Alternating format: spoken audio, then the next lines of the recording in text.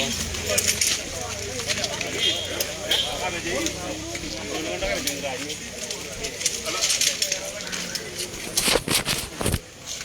your money? Angalia ni kajo.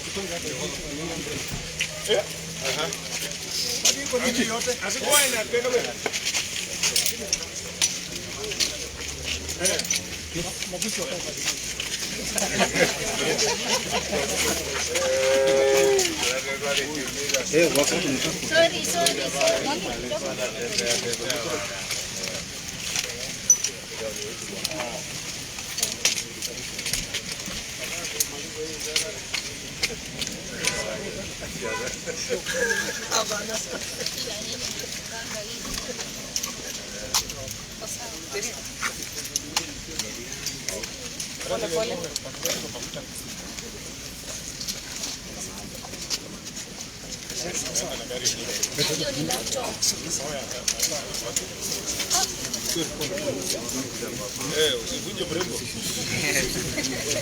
Are you ready?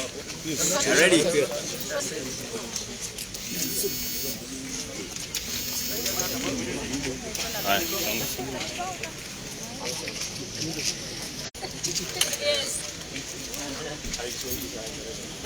Haya, mko tayari? Tayari ya?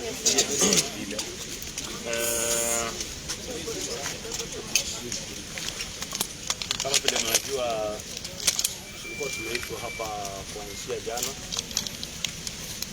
Tumefika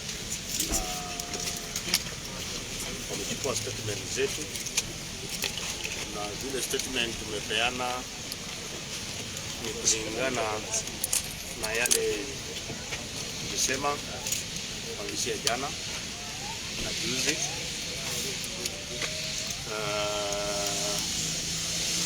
Ya kwamba sisi hatuhusiki na mambo ya kupanga mambo ya ujinga kama ile ilifanyika, na hii ndio tumeandika statement zetu. Na for the first time nafikiri wenye wamechukua statement zetu kutoka hapa ni askari wetu kutoka kule Eldoret na kwa hapa headquarters pale. Na apili yetu kubwa kwanza, ama apili yangu kubwa sana, ni ya kwamba police station zote ni sawa. Tuko na police station kule Eldoret, tuko na police station Ban Forest, tuko na police station Keses, tuko na police station Kapseret, tuko na police station Langas. Nafikiri wasitumie resources, waache kutumia resources ya wananchi kwa njia mbaya. Kwa sababu ile maswali wametuliza hapa ni maswali tumejibu kule Eldoret bado na ingekuwa sawa. Although ni wasting of time, wanadaisha ni kazi yao, na pia sisi tumekubaliana na wao ya kwamba kama kuna kitu yote wanaweza investigate sawa, lakini cha muhimu kubwa sana ni yale bado inanisumbua akili, ni kufikiria mtu kama mimi, naongea as Oscar Sudi, nifikiria namna ya kuweza kupanga mambo ya utoto ama kupangia mtu kama yule mzee wetu former prime minister. Na pia vile vile shida kubwa sana ya hii Kenya ni kuwa biased, because sisi tumeitwa, mtu kama mimi kuanzia 2013 to 2017 sijaikuwa na kesi yoyote, lakini kuanzia 2017 wakati ya watu waliamua siasa ibadilike ni kutuhangaisha, na sisi tumekubali kuhangaishwa. Tuko available kama vile nilisema asubuhi, we are ready for anything, we are ready anytime. Hata wakisema turudi kesho sisi tuna comply, kwa sababu hata wenye wanatuita wao hawana uwezo yoyote, ni polisi wa kawaida wadogo, wale wanamwambia tu hawa ita ule ita yule, sisi tuko tayari. Lakini cha muhimu sana nataka ni Wakenya wajue ya kwamba haya mambo yote ni siasa. Wakuwe watulivu na mtu asifikirie kuna anything, na hakuna mtu anaweza panga kitu ya ujinga kama ile. Polisi wenyewe wafanye investigation yao mpaka penye watapata. Na ya kustajabisha zaidi, nimeona rais pia amesema ati kama mzee wetu Raila Odinga angekuwa nje kama angekufa, hii nchi ingekuwa inawaka moto. Nataka niambie rais, wacha kuwa Mkabila, na nimekataza mara mingi, nimekwambia kuwa rais wa Kenya, wacha kuwa rais wa watu wawili watatu ama ya kuona fulani. wakati tulilingwa kule Kisumu Bondele au kusema chochote. Na nataka nikuambie ni vizuri ujue wewe ni rais, wenye walikupigia kura, wenye hawakupigia kura, so long as mtu yote hapo na kipande katika taifa la Kenya, wewe ni rais wao. So sisi wengine tumejitolea tuangaisho vile mnataka. We don't care, we don't bother. We have all time kuja hapa kuzunguka kupiga ukuzi, sisi tumekubaliana naye. Labda kwa hiyo kama mngeweza kupatiana details to those ambao mnashuku kana kwamba walikuwa wamehusika na vita hiyo. Mimi ni mwanasiasa na ninaongoza wananchi. Kama kuna anything ilipangwa ni wao kutafuta namna yoyote na kufanya investigation ya kutosha, na investigation kama ile ya watu wengi na kulikuwa na video. You don't have to look for Oscar Sudi. Unachukua wale walifanya hiyo kitendo and then you grill them na watatoa enough evidence. So yeah. Okay. Well, I think I'll do the English version. Yes, we got summons to appear at DCI through their Twitter account, but then yesterday evening they sent via our WhatsApp numbers, and we complied, and we've been here since 1 o'clock. We have recorded our statements, we have given them all the information that they required. I want to say that the police have been very cooperative, and we have been very cooperative, and I think there's a change in the way things are being done going forward. There is no more fear of those calls from above. We want to say that the incident, we still say that it was a very unfortunate incident, and it should not happen to anyone. It should not happen anywhere. And we just ask the government to treat all incidences that appear, that occur fairly and with the seriousness that they have given this investigation. We have left our mobile phones with them because they want to do a forensic audit on them, and that is okay. We are very comfortable with what is happening. My only concern is the sentiments that have been attributed to our president today. I think our president should rise above petty politics. He should rise above social media gossip, and he should govern this country, even with the little days that he has. He should really, even he can redeem himself with the few days remaining and really act like a president and not like a social media person. He's made very unfortunate remarks, and we shall not. We'll just tell him to please style up a little bit, because he's the president of the Republic of Kenya.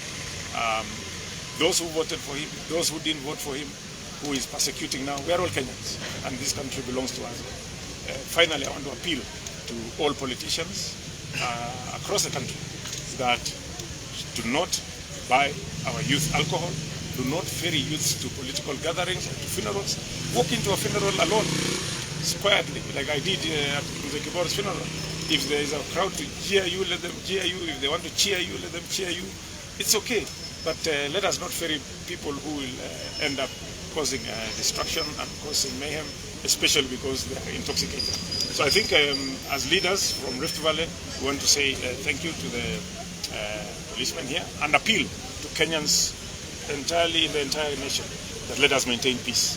We have a very few days to go to liberate the country fully from these barbaric behaviors, and I think it's upon Kenyans to vote wisely, vote peacefully, and we shall redeem this country. As I said in the morning, the true liberation of Kenya is going to happen on the 9th of August. And we want to assure our Kenyans that the way the police have behaved today, that is the way they should behave even in the future. The regional commissioner here did not pick any call, did not go out to go and talk to somebody in order to get instructions. He's just finished with us and says, leave us with your phones, go back home, thank you for cooperating. And that's how it should be. But also going forward, I see no reason why we came to Nakuru. Absolutely no reason. There is a serious biting fuel shortage in the country. We don't even have fuel now to go back to Eldoret. I was hoping maybe they would have flown us here the way they flew Sudi, but now it's a bit late. So we'll find means. Maybe you guys can give us accommodation here in Nakuru until when we get fuel. But we want to appreciate, and the police want to thank them and let them continue like that. Investigate this matter to the bitter end, and we want to thank His Excellency the Deputy President for being very magnanimous and issuing an apology and reprimanding that act. That is leadership. Unlike others who, when DP was stoned in Kondele, they tried to find a lot of words to try and justify why the DP was stoned in Kondele. I want to say, we as UDA, we will stand for peace. We will stand for what is right. We will always speak for what we believe is the right of ours, is our right, and the right of the people we represent. So thank you very much, and may God bless you. Any question? So from now, what next? Well, from now we are going back to the campaign trail. You know, our nominations are on 14th of this month, so we'll be on the ground. But as and when they need us, we shall see them, whether it will be in Eldoret, whether it is here, whether Mombasa, will be available. Yeah. Thank you. It's been here since morning. Maybe you can tell us about that. We're here since 8 a.m. Okay, thank you very much. Thank you for state. Mine is just to say that we are here following the summons. Mine, I saw it on the social media. I came exactly at 9:30. I was here. We were taken into interrogation, and it's a fact. It's a fact that there was no planning. Nobody even knew that the Prime Minister was coming to the place. And I was hoping that it could have come. It could have come maybe when the funeral service was going on. I believe when all the leaders were present, we could have been able to talk to the attendees so that they can maintain peace. But he came very late when we were lowering the grave, when we were lowering the casket when we were lowering the casket to the grave. So it was unfortunate, and I believe that no leader should be blamed for what happened. We are very sorry about it. We really apologize as leaders from the rift, and we feel that we want to tell our supporters to really maintain peace during this time, because such things can be used by our opponents for other purposes. We also want to call upon our opponents not to use such events that are quite unfortunate to settle political scores. It's quite unfortunate that one can happen, and we are calling on the authorities to really investigate the matter and get to the bottom of it, so that nobody is accused falsely. But from where I'm standing, I believe 99% of the people who attended the funeral, nobody knew that the former Prime Minister is coming, and that is still our position. And I also categorically say no leader organized the belting of stones on the chopper. That one I can confirm with certainty. But of course they want to look for fodder. They want to look they want to do a case whereby we want to cause emotions in this country, which is quite unfortunate. But let us face the facts. We should not have been here to answer to things that are so frivolous and things that do not add any value. And we have wasted a lot of time, and I know that we shall still waste our time. But the facts are facts. But in this country, you know the state, what the state does. It assassinates the other side, and make sure that maybe what the others does is good, what on our side we do is bad. And I want to say categorically that if you even pick the Linturi case of the Madoado, there was the Raila case of the Madoado.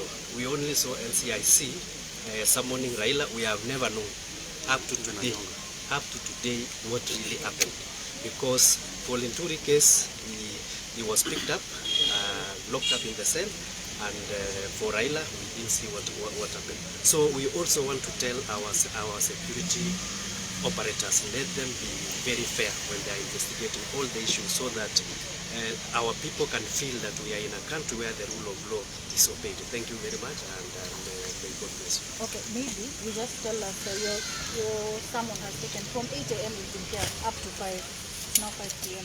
What was different? Of course, nothing was different. Of course, they are waiting for our colleagues on the Sudi and Mkabila. Of course, they really want to know what really happened, which we have explained. And our stand is, and you all know, for those people who are the burial site, the people are so many, and no one should be accused as a leader that you organize for such a thing. And as I said inside there, I believe no leader was issued, no leader in the valley, no leader who is appearing here organized for such. That one we are standing by it.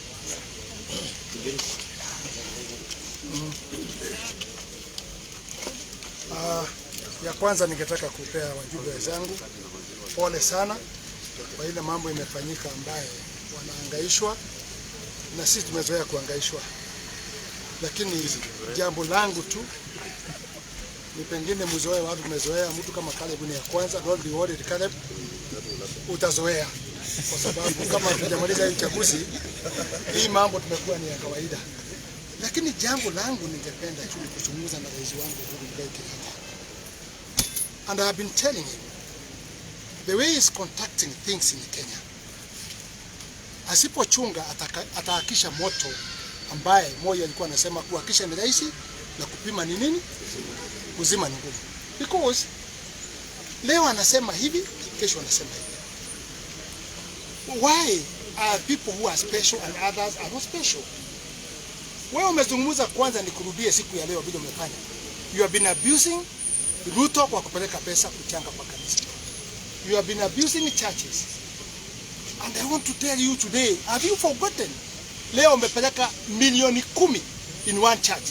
10 million. Na ukatolea Raila milioni 2. Na ukatolea Kalonzo milioni 1. Please, wewe tumekumalizia miaka yako 10. If you want to wear wachana na siasa. Because the more you come out, the more you be responded. And it's not only us, but raia wale wana akili watakujibu mambo mengi sana. Wewe kubali uende kama Kibaki, wacha siasa ifanywe. Baba yako hakumaliza shida za Kenya, moja hakumaliza shida za Kenya, Kibaki hakumaliza shida za Kenya, hata wewe hautamaliza, ni kuongeza umeongeza shida za Kenya. So wacha wale wataweza kuja kupima wakuje waweze kusaidiana. You score Ruto all the time. William, shati nyeupe, tai nyekundu, all those things. Don't put us in the problem. Kama mmekosana na deputy president na hujatuambia ni makosa gani, usituingize kwa hiyo shida si ambaye tuelewi hata kidogo. Sisi watu wa Rift Valley we are peaceful. Na mimi nauliza wajumbe wa Rift Valley wajue, nikiwa mmoja wao nawaongoza, tutaandamwa lakini msijali. Sisi tunahesabu siku kama mtu amefungwa jela miaka 10, hahesabu ile siku amekaa kwa jela, anahesabu ile siku imebakia. We are counting the days remaining now. Hii mambo ifanye nini? Hii mambo ikwishe. And one day we shall be free. Hii watu na ile uongo unafanya. Na hii project yako unauza na nguvu na kupiga watu wengine. Usisahau watu wa Rift Valley walikupigia 202, 2013, 2017 mara 2. Na hata kama ni mlevi kwa bar, akinunulia mtu chupa 3, anarudishiwa chupa 1. Kwa sababu ya heshima. These people of Rift Valley tumepigia mara 4. We deserve respect. Na tunakuheshimu. Wewe kama miaka yako 10, wacha kuhangaisha sisi. Tafadhali. Be focused and be humble kama Kibaki. Hata sasa hivi wengine wakuulizwa Kibaki yako wapi hawajui. Kwa sababu alienda na akafanya nini? Akanyamaza. Sasa ukihangaisha hawa wajumbe, kuwalete hapa, kufanya nini? Na Raila Odinga akisema wadoa, hiyo is not an issue. Akisema mambo mengine yote mbaya is not an issue. Why are you dividing this country, your excellency? Please, wachana na Kenya wakae pamoja. Don't interfere with the politics of Kenya. Wachana na watu wajipeleke pahali wanafanya nini? Wanataka. Tafadhali, and the people of Rift Valley, keep peace. Hata tukuwekwa macho kidole, tafadhali watu wa Rift Valley, don't accept and there will be no fight. And we are going to assure you, wanataka kugawanya kura za Rift Valley ili Wakalenjin wakotana na watu wengine wa divide kura. Hiyo haitawezekana ngo. Hatutapigana, hatutakosana, tutakaa kama pete na chata na pete pamoja. Not possible. Okay, thank you.